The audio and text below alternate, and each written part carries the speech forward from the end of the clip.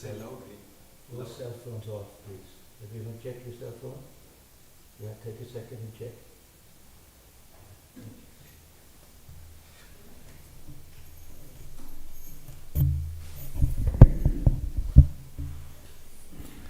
Welcome everyone.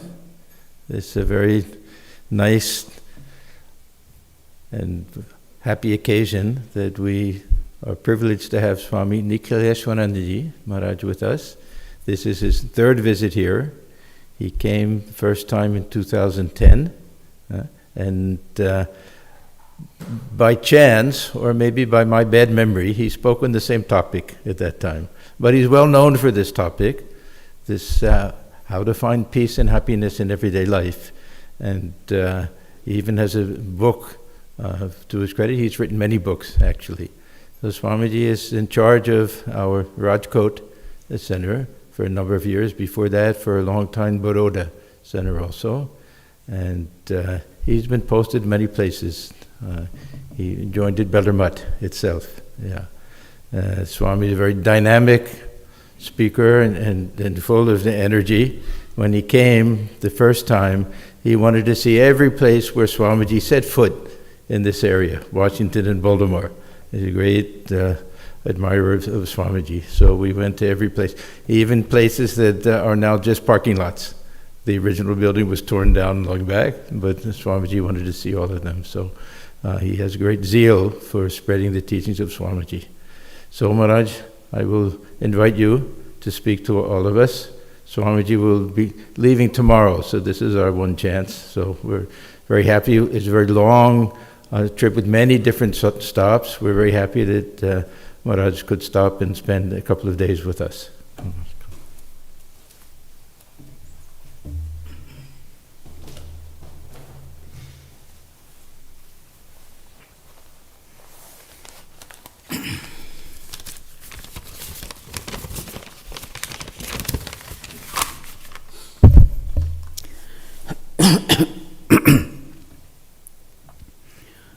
Om Sthapakaya cha dharmasya sarvadharmaswarupine avatar varisthaya Ramakrishnaya te namaha Jananim Sharadam Devim Ramakrishnam Jagadgurum Padapadme tayo shitva pranamami muhurmuhu Namashriyati Rajaya Vivekananda Suraye Satchit Sukha Swarupaya Swamine Tapaharine.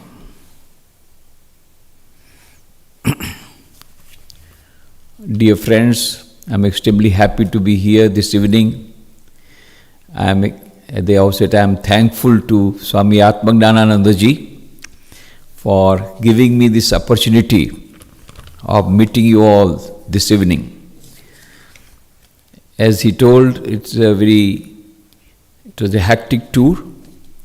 I came here on 5th to USA from India, and after delivering speeches in St. Louis, Chicago, Cincinnati, Indianapolis, etc. Yesterday I came to Washington, D.C. here, and then tomorrow I go to New York and 2 lectures in New York and New Jersey, 2 lectures New Jersey, then Boston, Babson College, Providence, then last 2 lectures in Long Island, and then 30th I returned to India. So it's my 5th visit to USA and the 3rd visit to Washington DC. And 29th of June 2010 I was here, and at the time I had delivered the speech on the same subject, but it was in a hall. Now it is in a temple. That is the difference. The temple was not there. This beautiful temple was not there. So it's a great pleasure to be here in this wonderful spiritual atmosphere of the beautiful temple, which was not there in 2010. So everybody is in search of happiness and peace.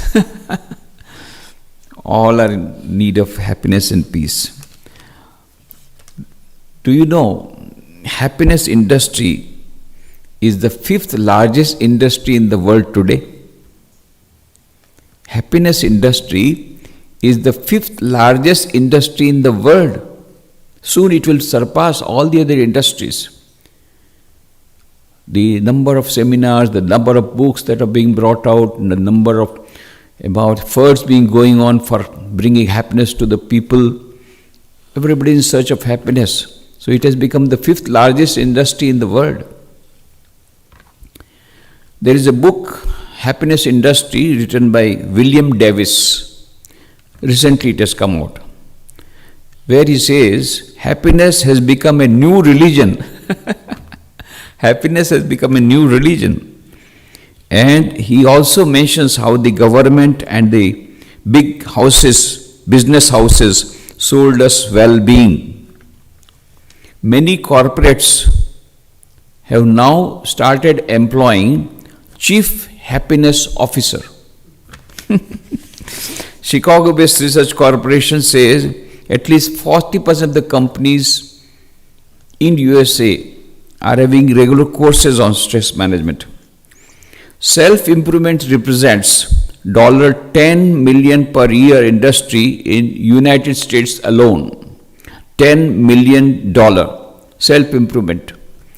Wellness industry, which includes happiness industry, $4.2 trillion, not million, $4.2 trillion, 5.3% of the global economic output.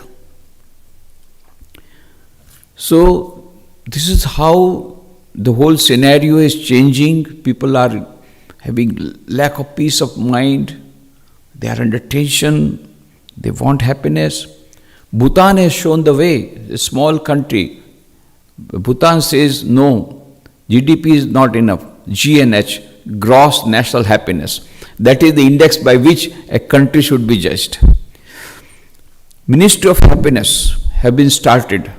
Ministry of Happiness have been started in Sweden, UAE, also in India in one state called Madhya Pradesh, where they have given the name, that ministry is, the name given is Anandam. In UK, they have started Ministry of Loneliness. It's a big problem for the old people particularly, loneliness. And so many books on suicides are coming. At least 25 books have come in the market. How to commit suicide. The Final Exit by Derek Humphreys became a bestseller. What is written there? How to commit suicide. Novel methods of committing suicide, not the usual methods. They want to commit suicide in novel ways. Japan, the bestseller book name is The Complete Manual on Committing Suicide. 3.5 lakh copies sold within 1 year. And some people, they took the book in their hand and committed suicide in the manner in which it was told. France, the bestseller name book is Suicide User's Manual. So all over the world, books on suicides are coming, suicides are increasing, mental patients are increasing, schizophrenic patients are increasing, depression is coming in a big way. It is the third largest, now the third biggest disease, sickness of the world. National Institute of Mental Health gives the figure for last year. 22.8% of Americans go regularly to a psychiatrist. That means 57.8 million people in America. But total in the world, 800 million people are suffering from some sort of mental disorder. In Japan, the Ministry of Health said 42% of the executives of 44 years and above are suffering from mental disorder, and 100 new mental hospitals opening on an emergency scale. And that's why Matsushita, the chairman of that time, Matsushita Electric Company, started a journal called PHP, an institute called PHP. What is PHP? P is prosperity, H is health, and P is peace of mind. PHP is very important. So now, why this scenario? Why all these things are happening? Many changes have come. Number one, generation gap has come. The whole society is undergoing transformation, and so generation gap has come. And this was predicted by Alvin Toffler, in his book The Future Shock, he said the whole society is undergoing transformation at such an accelerated speed that the society would not be able to absorb that shock, and that time has come.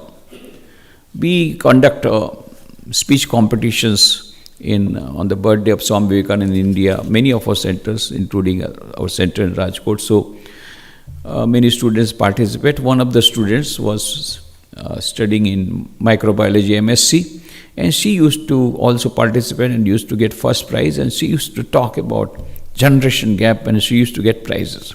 It so happened, after passing the examination, she became the professor in the same college. And after 2 years, she came to me, Swamiji, I used to give lectures on this generation gap. Now my students are telling, Madam, you will not be able to understand us. There is a generation gap. Within 2 years, the generation gap has come. So this is how the whole society is undergoing transformation at such an accelerated speed. Another thing, brittle relationship. The relationship become formal, artificial, lot of divorces increasing, not only in America, now it has gone to other countries, also to India, everywhere. This physical distance has been annihilated because of the communication technology. Of course, when Swami Vivekananda started for participating in the World Parliament in Chicago, he started from Bombay on 31st May 1893, he reached on 30th July in Chicago after 2 months. And then now you start from Delhi at morning 2 o'clock, by 7 o'clock you are in New York. 14 hours of flight. But Swamiji went by ship. So communication technology has undergone tremendous transformation. The physical distance has been annihilated. But the distance between man to man has increased. Has increased. You can talk to your friends thousands of miles away very nicely on your mobile.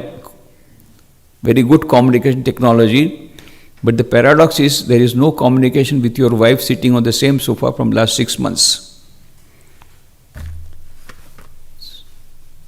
No, not only there is a gap between parents and the children, between husband and wife. So there is all sorts of relationship problem. Most of the nowadays youth come to us for counseling because of the breakup of relationships. So this is another phenomena that has come. Then a demon has entered. First it entered America, then it entered other countries, and now it has entered India also. The name of the demon is consumerism. We want more and more and more. So Eric Fromm has written a book, To Have or To Be. To Have or To Be, that is the name of the book. Eric Fromm, one of the greatest psychologists of our times. So where he says, man has become a commodity. He thinks himself like a commodity and sells himself like a commodity. You know, in India, even the cricket players are being sold, the price. And bridegrooms are being sold and being purchased by paying a dowry. So man has become a commodity. And Oxford Dictionary has introduced one more word. The name of the word is affluenza. It comes to affluent people, but the affluent children, they want more and more items, more and more gadgets, more and more things, and then they become prey of nougat neurosis, then become drug addicts, schizophrenia, suicide. So in America they have started, the parents have started affluenza resistant society. They are taking the children at the weekend to the villages side and telling, you see, these children do not have a single car, you have got 2 cars, and still you are dissatisfied. So likewise the efforts are going on to save them from affluenza. Previously the formula was plain living, high thinking. Now it is high living, plain thinking, and sometimes no thinking. There is a beautiful Zen story. A horse was galloping at full speed. Somebody asked, hey, where are you going? He said, ask the horse. because I am not taking the horse is taking me. We are not living the life. Life is not living. Life is living us. All are getting mad after money. I am also getting mad after money. I am going mad after money. Package, and die. So Dana Zohar says in her book, SQ, Spiritual Intelligence, the ultimate intelligence. She says, modern man, the modern society, it is a dumb society we are living. We have forgotten the basic purpose of life, the basic meaning of life. She gives the beautiful story. By the side of the Mexican coast, there was a management consultant. He saw at a distance a fisherman was sleeping in his boat. It was afternoon. He said, "Why? What are you doing? Why not fishing?" Then he replied in the sleeping posture, "Sir, you know what happened in the morning? I got a big catch. I sold that fish and I got a lot of money, and that's enough for my today's needs, so I am sleeping." Huh? Is there any quota system here? You should go and fish more. Then you will get more money. But what to do with more money? I already get enough. Why? Deposit. Deposit, he never heard the word deposit. Yes, open a bank account and deposit. Then go on depositing. When you got enough money, you purchase another boat. So when you have two boats, you will have more fishes, more money. What to do with money? Again deposit. And go on depositing and getting more and more boats. You will have a fleet of boats. Then you will become CEO of a multinational company. Then you move your headquarters from Mexico to New York, open branches all over the world. Then naturally when you open branches all over the world, you have to travel all over the world. Then naturally, so they will have bypass surgery. When there are 3 bypass surgeries, when the doctor says no more, then you retire. And sell the company, come back to me. I am an investment expert from Harvard. I will tell you how to invest, where to invest. And when you invest like this, you will get so much of interest that you will be able to sleep nicely without tranquilizers. Sir, I was sleeping nicely. It is you who woke me up. For sleeping nicely, such a roundabout process. Dana Zohar says this fisherman has got low IQ, doesn't know how to make money, but this management consultant got high IQ. He knows how to make money. But this fisherman has got high SQ. He knows the purpose of life is to have happiness and peace. But this management consultant doesn't know. He wants to go round and round.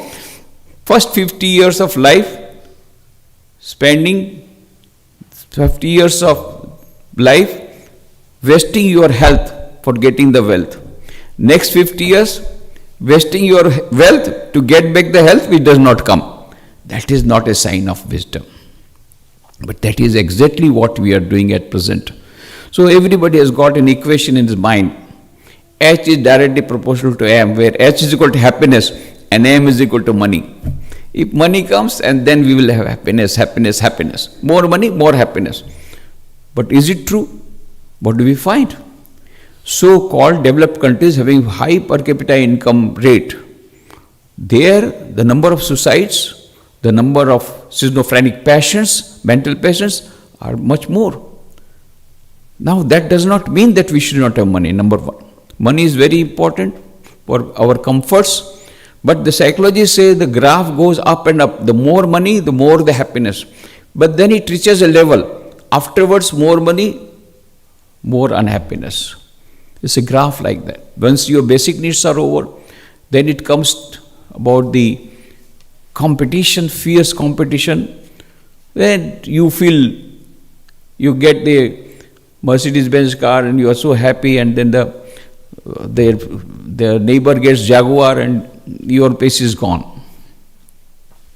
You know, I didn't know about all these cars, but when I got that in America, there is a joke that previously the people used to tell the children, hey, don't waste food. In India, they don't get food.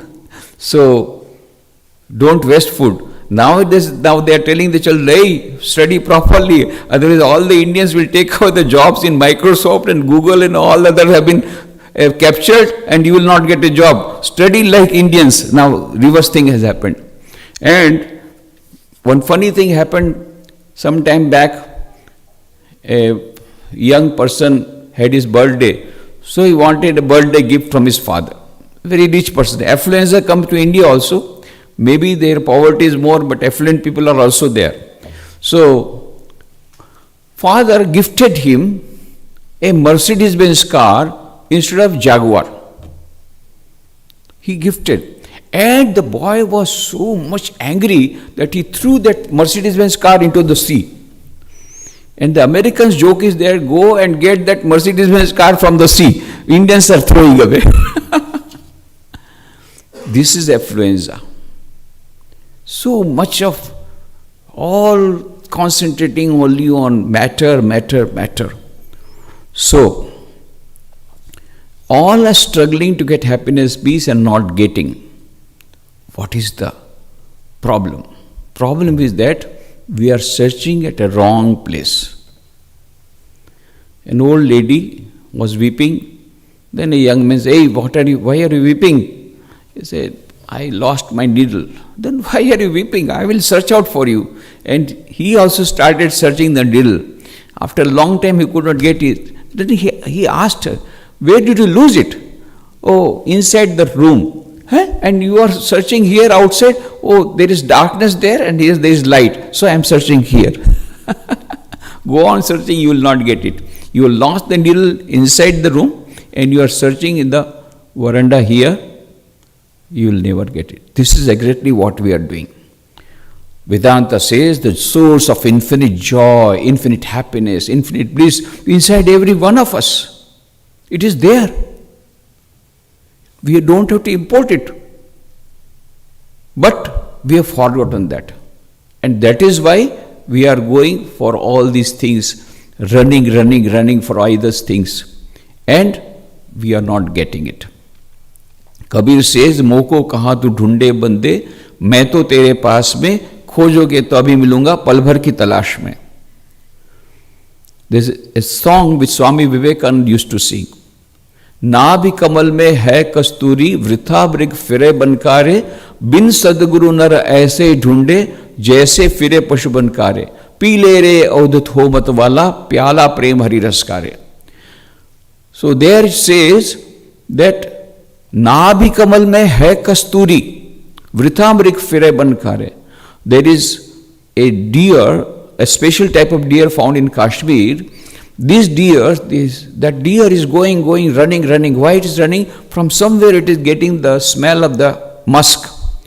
And then afterwards it dies in that effort to get that musk.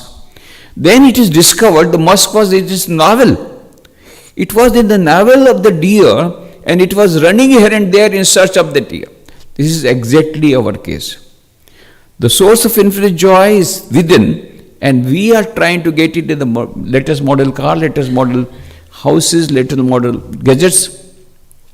The source is there. नाभि कमल में है कस्तूरी, वृथा मृग फिरे बनकारे, बिन सदगुरु नर ऐसे ही ढूंढे, जैसे फिरे पशु बनकारे. This is our condition. So now what would we do? The source of infinite joy, infinite happiness is there, but we have to manifest it. We have forgotten it. We are not able to see that, we are unable to feel that divinity. Why? Because there is a screen hiding the ignorance.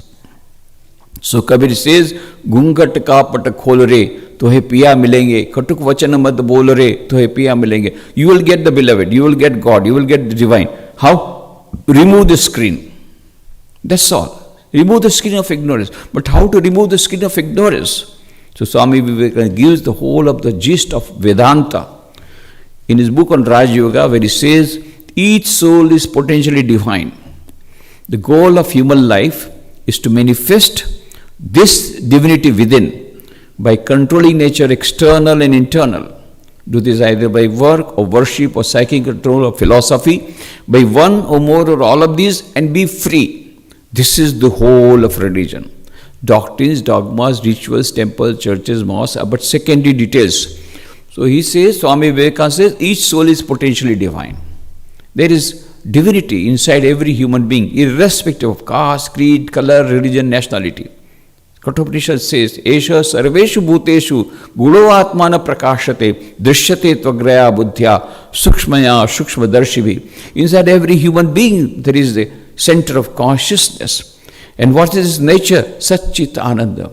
infinite knowledge, infinite existence, infinite bliss. And every human being has got it. But it is hidden. That's the thing, it's hidden. So what is to be done? This screen of ignorance has to be removed. How? By controlling this divinity has to be manifested. How? By controlling nature external and internal. How it can be done? This is either by work or worship or psychic control or philosophy. By one or more or all of these and be free. So this is the whole of religion. This is the real religion, real spirituality. Rest all are rituals. Whether you believe in rituals, you may not believe, doesn't matter. Dhanaswara also says, a person may be having high SQ, spiritual intelligence, and yet may not be following rituals or may not be following the so-called religion. At the same time, some may be more religious person, yet lacking in SQ. So SQ is something to do with spirituality and not with the external rituals or external form of religion. So we have to differentiate between real spirituality and religion. Real religion is spirituality, but so-called religion that is consisting of dogmas or rituals, only external without the internal is not spirituality. So this spirituality is the real thing which will give us happiness and peace. So Kathopanishad says, Nityo Nityanam Chetasanas Chetananam Eko Bahunam Yo Vidadhati Kaman Tam Atmastham Yenu Pashyanti Dhiraha Tesham Shanti Shasvati Netaresham. Inside every human being's consciousness, there is a supreme consciousness. Chetanas Chetananam Nityo Nityanam. There is an eternal being, in that eternal Paramatman inside the internal Atman. And super consciousness within consciousness. Those who have seen this super consciousness, those who have realized this consciousness, those who have realized this Paramatman, those who realize this supreme reality, they alone will have access to eternal happiness and eternal bliss. Nityo Nityanam Chetanas Chetananam Eko Bahunam Yo Vidadhati Kaman Tam Atmastham Yenu Pashyanti Dhiraha Tesham Shanti Shashvati. They will get eternal peace. Netaresham, nobody else will get it. So if we want really this eternal peace, eternal bliss, then we have to manifest the divinity within, as Swami Vivekananda says, by 4 yogas. 4 yogas, Raj Yoga, Bhakti Yoga, Gyan Yoga and Karma Yoga. Raj Yoga, as you know, is Ashtanga Yoga, Patanjali Yoga Sutras. Swami Vivekananda, in his book on Raj Yoga, after giving the brilliant introduction, he goes by the translation of the Patanjali Yoga Sutras. The Ashtanga Yoga, 8 limbs, Yama, Niyama, Asana, Pranayam, Pratyahar, Dharana, Dhyan and Samadhi. Yama consists of 5.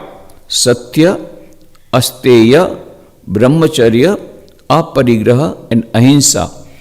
And Niyama also 5. Shauch, Santosh, Tap, Swadhyay, Ishwar Pranidhan. So following this Yama and Niyama and Asana, Pranayam, Pratyahar, Dharana, 7th step is Dhyan and 8th step is Samadhi. And then it consists of the infinite knowledge, infinite bliss, infinite existence. That is the stage where one reaches by following this method, this path of meditation, this path of Raj Yoga. Second is Gyan Yoga, where you try to analyze who am I. Shravana, Manana, Nididhyasana. First learn about the truth, then try to reason it out and then meditate on that. So, Shravana, Manana, Nididhyasana, that is the process for Jnana Yoga. Who am I? Am I this body? No, I say my body is paining. That means my body is different. So, am I the mind? No, my mind is not good. Today my mood is not good. So, I am not the mind. So, am I the intellect? No, my intellect is not working today. So I am not the intellect, my intellect. Am I the ego? No, my ego is very strong. I will tell you how to do it.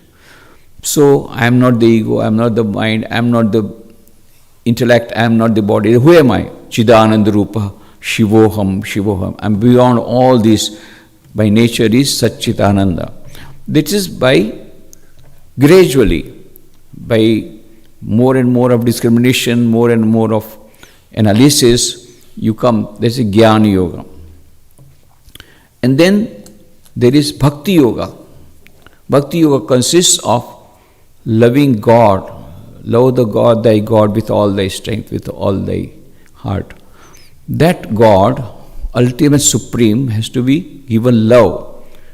And then we receive love. And how much we receive? We receive love. When to a human being, what happens when he gives love? He wants 100% return, but if 100% does not come, then he becomes miserable. But here, when we give to God 100%, 100 multiplied by 100 comes back to us. Infinite love comes back to us if we love God. So loving God, praying to God, chanting the mantras, chanting the stotras, worshipping, all these are part of Bhakti Yoga. And then there is Karma Yoga. Karma Yoga is converting work into worship. That work and worship can be taking each and every work as a form of worship.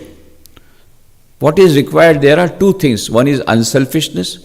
The more unselfishness, the more easily it will become, karma will be converted into Karma Yoga.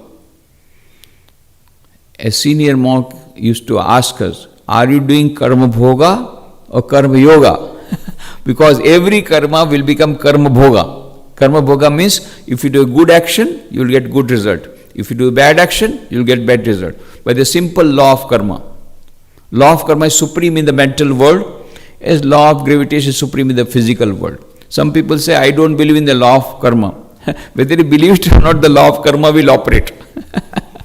Go to the top floor of the tallest building in Washington, D.C. and declare, I do not believe in the law of gravitation, and jump. What will happen? Next day, the newspapers will bring the report. This person did not believe in the law of gravitation, yet the law of gravitation worked. So whether you believe it or not, the law of karma will operate. If you do good action, good result. These are all lighthouse principles. Stephen Covey says in his book, The 7 Habits of Highly Effective People, he gives the example, a steamer, a ship was going and there was a light outside. So he thought there must be some ship coming. So he gave a wireless message, please move your ship by 20 degrees, otherwise it will collide. And the message came from there, you move your ship. He was very much annoyed. I am the captain of the ship commanding you to move your ship. Who is at the other end? And the reply came, sir, I am a humble operator of the lighthouse. So if you don't want to change your direction, I don't mind, get it crushed. So these are lighthouse principles. If you don't believe the law of karma will operate. So karma will bring karma bhoga, good or bad. But, so every action will become karma bhoga only. But if you do it with unselfishness, and if you do with a spirit of detachment, then that work will become worship. Then it will become yoga. One of the simplest ways for converting karma into karma yoga, into worship, work into worship, is to practice sandwich sadhana. Sandwich, all of you know how to prepare sandwich. Just take a piece of bread and then put some bread or cheese or some cucumber or something, and then put another piece of bread. Then sandwich is ready. So similarly, morning while you get up, O Lord, today whatever work I will do is dedicated unto you, and the fruits of the work also dedicated unto you. This is one piece of bread. Then whole day go on working. All this masala is coming. And at night, before sleeping, whole night, before sleeping, going to sleep, O Lord, whatever I have done for the whole day is dedicated unto you, and the fruits also dedicated to you. So this is one big sandwich. Then you can make small sandwich also. While going to office, whatever work I will do in the office, oh Lord, dedicated unto you. And after coming away from the office, Lord, whatever I have done is dedicated unto you, and the fruits dedicated to you. So converting work into worship, that is karma yoga. And more the unselfishness, more easily to become worship. Swami Vivekananda says a beautiful statement. At long last you will understand, not now. At long last you will understand that the best way to become happy is to see that others are happy. And the best way to get peace of mind is to pray for others' peace of mind. And he used to advise, when you sit for meditation, start with this prayer. Sarve bhavantu sukhina, sarve santu niramaya, sarve bhadrani pashyantu, ma kasyid dukham apnuyat. Let all be healthy, let all be happy, let all attain goodness, let none get misery. Beautiful prayer. Swamiji says this prayer should be done every day. And the more you pray for others, they will get peace of mind, but first you will get peace of mind. So, at long last you will understand that the best way to become happy is to see that others are happy, and the best way to get peace of mind is to pray for others' peace of mind. When Swami Vivekananda delivered his historic speech in the World's Parliament of Religions, he became so popular that he had to stay back for 3 more years in America. So 1894, when he was in Chicago, at that time, the richest person of the world was John D. Rockefeller, the emperor of petroleum industry. At that time, he was going through a very bad phase. All hair had gone. He had become bald. He had become emaciated. He was on the verge of death. And the doctor said, very few months are there for his survival. That was, the doctors predicted, such a miserable condition. And then somebody suggested, why don't you go to my friend's house? A yogi has come from India, a saint has come, why don't you go and take advice from him? Rockefeller said, what? I have to go to a beggar to get advice? No, I will not go. You know, we are beggars, we live on charity. So he did not go. But one fine morning, he suddenly went to the place where Swami Vivekananda was staying, knocked the door, and the butler opened the door. Now, it so happened Swamiji was not in his drawing room, so he was in his study room. So without being announced, Rockefeller went to the study room. And Swamiji, as you know, he had tremendous power of concentration, so he was fully absorbed. And he did not notice Rockefeller coming. He was fully absorbed. The Rockefeller waited for some time, and then he knocked at the table. Then Swamiji looked up. Rockefeller said, I am Rockefeller. Swamiji asked, what do you want? Now Rockefeller was not prepared for this type of treatment. Rockefeller means the President of America would get up, and here is the beggar sitting and asking me, what do you want? Then he said, I don't want anything. Then Swamiji said, why have you come? Now he had no reply because he had come without invitation. Then Swamiji said, my dear Rockefeller, I know why you have come. You come here because you don't have peace of mind. Then he started narrating many incidents from the life of Rockefeller which no one else knew except Rockefeller. Then he was nonplussed. Who has told all these things to you? Swamiji smiled and said, do you think it's necessary? I can see through your mind as you can see through a glass shelf. Then he was nonplussed. Then Swamiji said, my dear Rockefeller, remember, you are not the owner of your wealth. You are only custodian of wealth. Utilize this money for removing the sufferings of millions of people. Immediately you will get peace of mind. There is no other way by which you can get peace of mind. And Rockefeller was very much annoyed. How dare you talk to me like this? And he left abruptly as abruptly had come. But after 1 week, again he came. Similar fashion. Called the bell, the butler opened the door. He went inside. Swamiji was not in his drawing room, so he went to his study room. Swamiji was fully absorbed. Again he knocked at the table. Then he put a piece of paper on the table of Swami Vivekananda, where he had made an announcement of a very huge donation for a public cause. When Swamiji read it, Then Rockefeller said, "Now you must thank me. I followed your advice." Swamiji said, "Well, it is for you to thank me." Because by following my advice, you will get peace of mind, which cannot be purchased by millions of dollars in the market. So, afterwards, as you know, Rockefeller, he made this Rockefeller Foundation. And with this Rockefeller Foundation, David Borlaug made a research of drought-resistant wheat which saved the millions of people from hunger. From Rockefeller Foundation he got the research.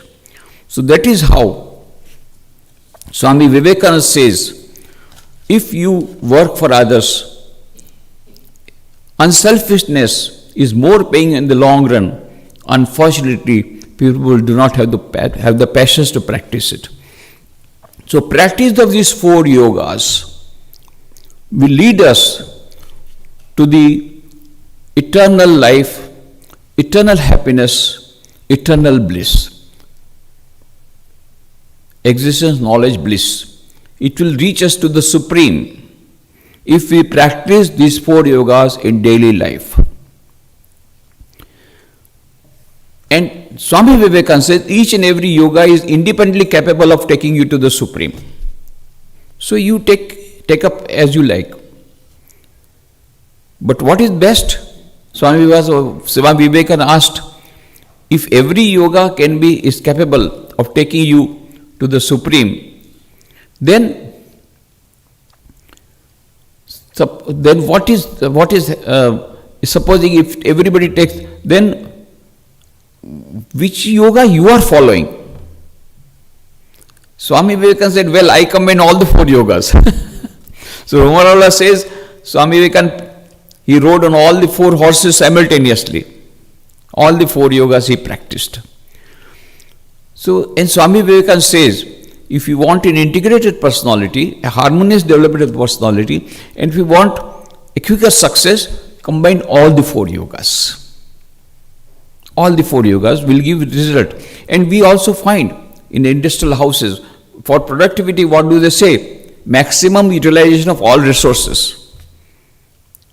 So let us do maximum utilization of all the faculties. We have got hands. With the hands, let us work for the Lord. Then we have got the intellect. Let us reason out the reality, Jnana Yoga. Working is Karma Yoga. Then we have got the heart. And we want to give love and we want to receive love. How much love? Infinite love. So love the Lord, Bhakti Yoga. Then we have our mind. With the mind, if we meditate, we will get that infinite bliss. So all the faculties are utilized when we combine all the 4 yogas. So in Ramakrishna mission, particularly in India I am talking about, how the monks are practicing. In the morning we have Mangal Arati, that is devotional, that is Bhakti Yoga.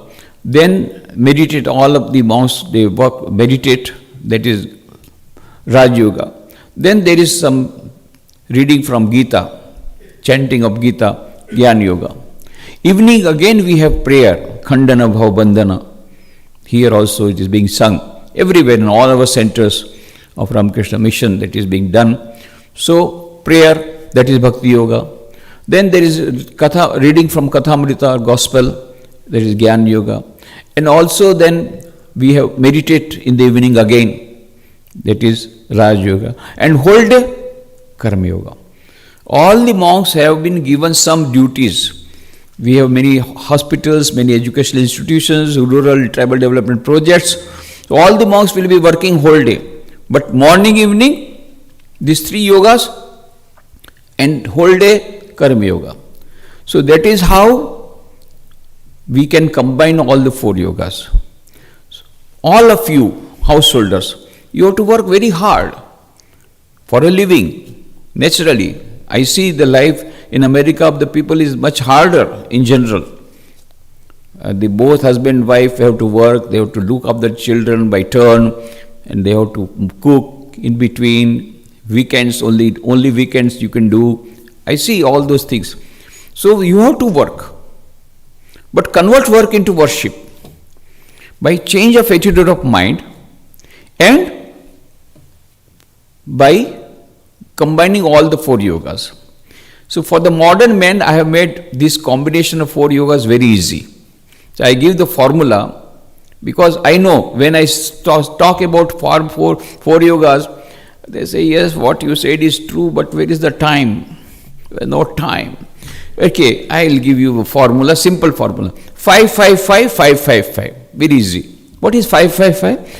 5 minutes of prayer, 5 minutes of meditation, and 5 minutes of inspirational reading. Morning. Evening, 5 minutes of meditation, 5 minutes of prayer, and 5 minutes of inspirational reading. To begin with, at least do that much. Then gradually when you get the result, you will get more. But this 5, 5, 5 you can all practice. And whole day you work, no problem. But convert work into worship by sandwich sadhana. If you practice all this, then for you. So Swami Vivekananda, when he was in New York, at that time he was at the breakfast table, and then it was told that he had to publish a book in which an emblem had to be given of the Ramakrishna mission. So he drew a picture, and that was sent to a designer. He drew a rough picture. There was no paper, so an envelope had come. He cut open that envelope. On the second side, which was plain, he drew this picture. Based on that, emblem of Ramakrishna mission was designed. And he said the emblem or the symbol should be such that it symbolizes the basic philosophy, the basic ideology of Ramakrishna mission. And that is how this has come. That is the emblem. What do you find? There is a serpent. Serpent denotes the serpent power. Raj Yoga says the Kundalini Shakti, the serpent power, rises from Muladhara to Sahasrara. Up to Sahasrara it goes in a serpentine form. So the serpent is the Kundalini power that denotes Raj Yoga. Flower, lotus, denotes love, the path of love, Bhakti Yoga. Sun denotes Jnana, knowledge, Jnana Yoga. Waves of water are the waves of karma, Karma Yoga. Inside there is a Hansa, that is a swan, and it is written there below, Tanno Hansa Prachodayat. This is how the vision of the Paramatman is achieved. Hans is equal to Paramhans is equal to Paramatman. This is how God can be realized. How? By combination of 4 yogas, that supreme reality can be realized. What a wonderful way Swami Vivekananda was, such an artist and such a visionary, that for the modern man he brought out these 4 yogas. Everybody wants happiness and peace. Just try these 4 yogas. You will get happiness and peace in everyday life if you practice these 4 yogas, culminating in eternal happiness, infinite joy, infinite bliss. And every day you will get happiness and peace. Once you start practicing little bit of meditation, little bit of prayer, little bit of inspirational reading, and trying to convert work into worship by detachment, by the spirit of detachment, by more and more of unselfishness, and so you will get peace of mind. Ultimately, the peace of mind will be achieved if you work for others, pray for others.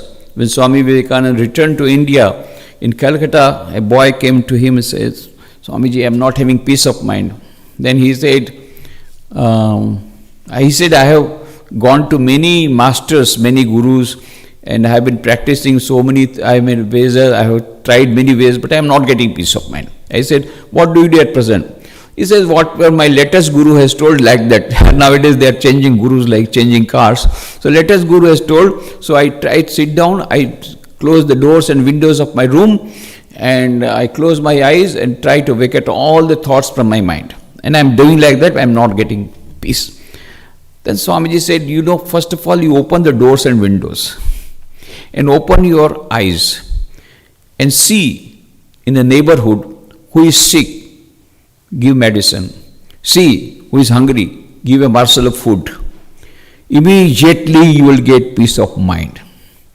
The best way to get peace of mind is to work for others unselfishly, without any reward. Immediately, It can be an experience. You need not believe in theory. Just try to do little bit of unselfish service. Of course, it should be unselfish, not with calculation that what I'm written I'm going to get. Then you will find that peace coming. So now Swami Vivekananda used to say, he says, if you practice all the 4 yogas, then you will get happiness and peace. And then we will be able to follow Swami Vivekananda's dictum. Swami Vivekananda said, to be happy and smiling always takes you nearer to God than any prayer in this world. He said, despondency is not religion, whatever else it may be. To be happy and smiling always takes you nearer to God than any prayer in this world. Be cheerful always. And he also used to remain cheerful. When he was in America, he would give lectures. That time he would be serious. But after the lecture, he would cook for the devotees, for the disciples. He would have ice cream party. He liked ice cream. He liked chocolate ice cream. And someone asked, Swami, why do you like chocolate ice cream? It's because I am like chocolate. Swamiji said, because he was like chocolate. Because I am like chocolates, I like chocolate ice cream. And he used to make fun and he used to laugh. Now in America, they could not understand all these things. So one lady said, Swami, you ought to be a little more serious. You are a religious preacher. Then Swamiji immediately said, yes, madam, I too become serious when I got stomachache. But without stomachache, why do you become serious? Be happy and cheerful always. That is the first sign you have become religious. So always be smiling. But how to smile when there are difficulties? That's another problem. So remember, Abraham Lincoln used to keep a nameplate on his table. And it was written there, this too shall pass. And somebody asked, why you have written this? You see, sometimes I get a lot of honor when I understand this too shall pass, bad days are ahead. And sometimes they are bad days and I become dejected. I try to remember, this too shall pass. It's a temporary phenomena. Have patience. This too shall pass. It's a passing phase. Nothing is permanent in this world except change. Nothing is permanent in this world except change. Change is permanent. Change. Everything, world is changing, it is a flux. So don't worry, it will pass. Holy Mother says, like the water passes under the bridge, the difficulties will pass away, good days will become. Then don't lose patience. There is a story of a Nepalese king. He was a miserly king. He had organized one darbar. In darbar, when you organize, there is one dancing girl, and she would dance, and then afterwards the king will first of all give some prize and then others will give prize. That is the tradition there. So the dancing started and the music started and she started dancing and she started singing and all that. Going on. And the king is sitting side, he is enjoying but not giving any money. Now, as long as he doesn't give money, the others can't give any money. And now it was coming to her, she became so tired. So, in the song itself, this dancing girl put one sentence. Raat bahut beet gayi, thak gayi panjar mori, nati kahe suno Vamdev, inam ne mila koi. Well, this whole night has passed and I am now tired, so I am going to give up now singing and dancing. And immediately, the person who was giving the accompaniment, he became alarmed. My God, if she now stops, all our labor of the whole night will go. So immediately said, Bahut gayi thodi rahi, thodi bhi ab jaye, nat kahe suno nati, taal bhang na ho paye. Said, don't break your tala. Continue dancing, just more time. Bahut gayi thodi rahi. Almost the whole night is going. Now very little of night is left behind. Ultimately in the morning the king will have to give. So don't break your tala. Tal bhang na ho paye. And when he said like this, there was a miracle. The prince immediately threw the ring, the golden ring that he had. He said, what? I have not given anything, and this fellow started giving. And the princess, she gave her necklace. And there was one merchant, he also gave very costly ornaments. And he was bewildered. What is the matter? Why are you doing like that? You see, we are saved. Businessman said, my one sheep was coming, it got drowned. And so I was thinking of committing suicide. But when she said like that, बहुत गई थोड़ी रही थोड़ी वे बजाय, I have yet to receive the news of the other 9 ships. Maybe if they come, I will be able to overcome my loss. So I have decided not to commit suicide.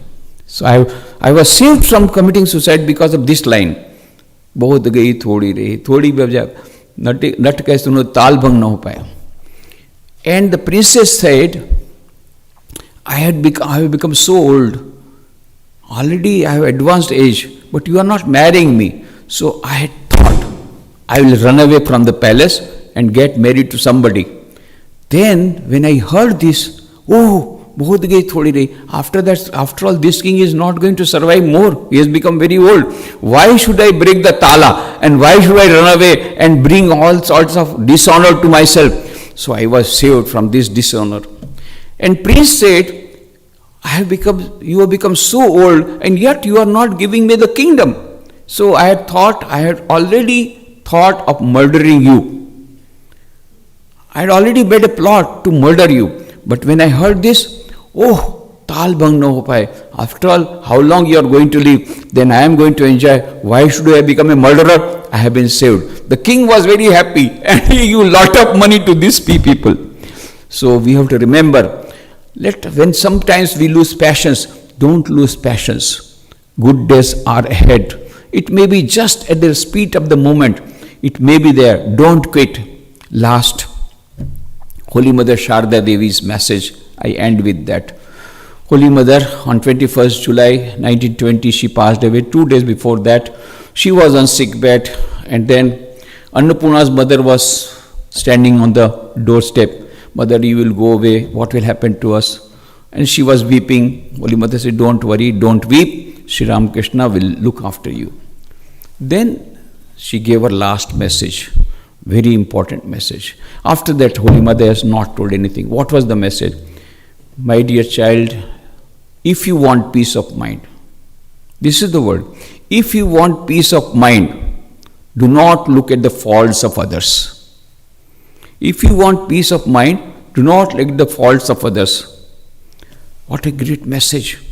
If you want peace of mind, if you don't want peace of mind, go on looking at the faults of others. And all our peace is gone when we start looking after the faults of others. Oh, he has done like this, he has done like this, he has done like this, and like that we are doing. But what I have done, we don't know, we don't remember. Kabir says, बुरा जो देखन मैं चला, बुरा न मिला कोई, जब दिल देखा अपना, बुरा न मेरे समान बुरा न कोई. So we are searching for the fault outside. So Holy Mother says, if you want peace of mind, if you don't want peace of mind, okay. If you want peace of mind, don't look at the faults of others. But I get joy in seeing the faults. Then Holy Mother says second time, and if you want to see the faults of faults, try to see the faults within yourself. You will get so many faults to be corrected, there will be no time left for seeing faults outside. So if you want peace of mind, do not look at the faults of others, rather look at your own faults. No one is a stranger in this world, everyone is your own. And Holy Mother Sharda Devi herself practiced this. She did not take anybody's, she never looked after the faults of others. She said, I am the mother of the wicked, I am the mother of the mother of the wicked also, and mother of the good people also. I am the mother of all. And she never looked upon the faults of others. When she was in Udbodh and Calcutta, a young girl was weeping outside, and mother was worshipping. And mother said, please come inside, who is weeping there? And that girl started weeping more and more. Oh, I can't come to you, mother, I lost my character. Then mother came out herself and embraced her and said, don't worry, forget whatever has happened, start a new life. I will give you mantra diksha. Repeat the mantra, repeat the name of the Lord, name of the Lord drives away all sins. And take this prasad. And she gave her peace of mind. Her whole life was changed. She never looked upon the faults of others. And do you know what were her companions? Surbala, the mad aunt. She was 100% mad, really mad. Once she came to beat her with a burning charcoal, burning wood. 100% mad. And her daughter Radhu, 50% mad. And two nieces, Nalini and Maku, 25% mad. And Golapma, 12.5% mad. Always shouting. With all these mad people, Holy Mother says, I never knew what is lack of peace of mind. Always her mind was at peace of mind because she did not look at the faults of others. She looked upon good of others. So let us follow the message of Holy Mother. Try to follow the message of Holy Mother. Let us try to follow the message of Swami Vivekananda given in this symbol. Let us try to practice all these 4 yogas and get happiness and peace in everyday life, and also get eternal happiness, infinite bliss, and fulfill the basic purpose of human life. May Sri Ramakrishna, Sharda Devi, Swami Vivekananda grant us strength to do this, is my prayer at their feet. I once again thank Swami Gnananandji, and I bow down to the divinity which is present in all of you. Om Shanti Shanti Shanti.